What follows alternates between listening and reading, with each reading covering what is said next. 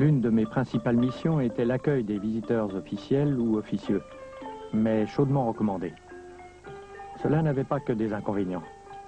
Quand on m'annonçait la visite de Sa Majesté Sisovat en compagnie d'illustres hôtes tels le maréchal Joffre en 1921, les pistes étaient aménagées.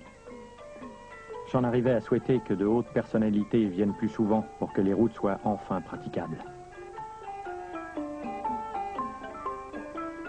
Les marshals se passionnent pour toutes les manifestations de l'arc khmer, royal ou populaire. Sappho écrit un livre sur la danse. Marie et Henri ont pour ami le peintre Georges Grolier, premier Français né au Cambodge. J'avais de l'admiration pour Grolier qui parcourait le pays en tous sens. Il était à l'affût de toutes les manifestations artistiques des Khmers. Dans l'un de ses livres, il y a une description particulièrement juste. Le peuple khmer actuel est comparable à la forêt qui recouvre une partie du pays. Comme elle, il est plein de mystères. Dans ses gestes, ses coutumes, on découvre parfois, comme au cœur des forêts profondes, un vestige vivant encore mêlé aux coutumes modernes. Tout le pays garde le sommeil profond, définitif, d'un passé dont il ne profite pas et dont il ne peut s'affranchir. Comme Grolier, j'avais constaté une certaine décadence artistique due à l'introduction d'objets occidentaux. Cela corrompait le goût de ces artisans khmers, habitués à se transmettre de père en fils des motifs ancestraux où l'art d'encore se reflétait. Grolier se bat pour éviter que cette culture ne disparaisse à tout jamais. En 1920, il crée à Phnom Penh l'école des arts cambodgiens et le musée Saro, dont il est le premier conservateur. Grolier expose les sculptures et objets recueillis à travers tout le pays, en particulier ceux provenant d'Angkor.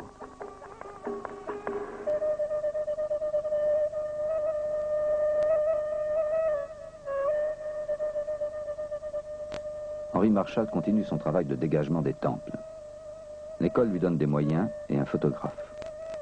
Dans ses rapports et journaux de fouilles, il note les faits de la vie quotidienne, les travaux, les découvertes, ses sentiments. Je suis dans ma voie. Ma vision d'art s'affine et se développe. Nous travaillons à mettre à jour et reconstituer des monuments majestueux. Ce sera long et fatigant, mais nous réussirons, parce que nous avons l'enthousiasme.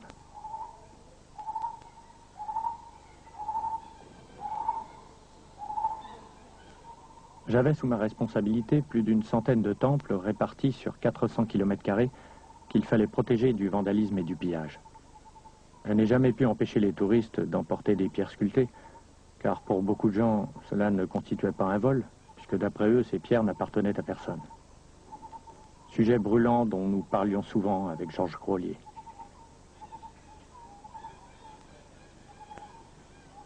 L'école ayant remplacé mon éléphant par une auto, je pus m'occuper des ruines éloignées telles Bantasrey. Ce petit temple avait dû sa notoriété à une affaire de vol de pierre qui fit quelques bruits à l'époque. C'était en 1923. Un jeune écrivain d'avant-garde, André Malraux, amateur d'art dont il commerce un peu, lit les textes juridiques et s'aperçoit que les ruines de Bantasrey ne sont pas légalement protégées. Sous couvert d'une mission archéologique, il vient à Angkor où je le rencontre avec sa femme Clara et un ami. Un jour, tous trois se rendent à Bantasrey. À mon insu, ils y arrachent des sculptures à l'aide de scie et repartent en bateau pour Phnom Penh. À bord, les malles sont ouvertes, les comparses arrêtés. Georges Grolier accumule les preuves, le procès fait grand bruit. Malraux en fera la matière de son roman, La Voie royale.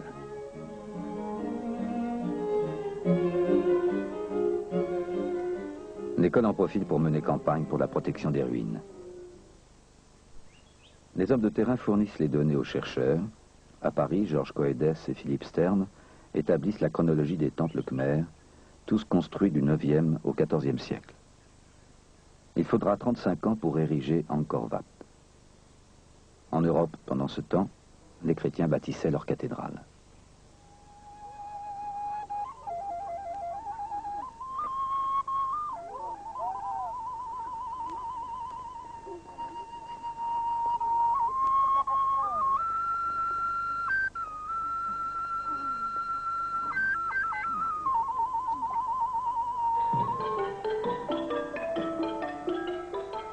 1928, le roi Monivong succède à son frère Sisovat. À Phnom Penh, Marshall assiste aux fastueuses cérémonies célébrant l'incinération du défunt.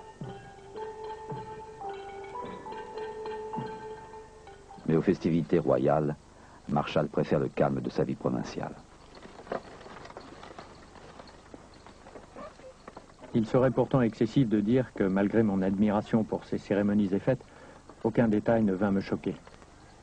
Je fus par exemple assez long à m'habituer à l'aspect des femmes cambodgiennes, à la carrure un peu forte et aux têtes à cheveux coupés ras.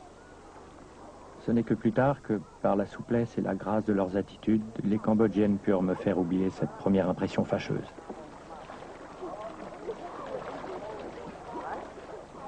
Marshall l'oublie si bien qu'il donne une sœur à sa fille Sapho, Sally, de mère cambodgienne. Sapho ayant atteint l'âge de voler de ses propres ailes, Marie, avec beaucoup d'abnégation, accueille et éduque Sally, comme si elle était sa propre fille. Après l'affaire Malraux, Marshall est de plus en plus sollicité. Pour de nombreux écrivains et artistes, Angkor devient une escale obligée, une source d'inspiration. Pierre Benoît et son roi lépreux, ou Claudel, qui n'apprécie guère les temples. Angkor est bien l'un des endroits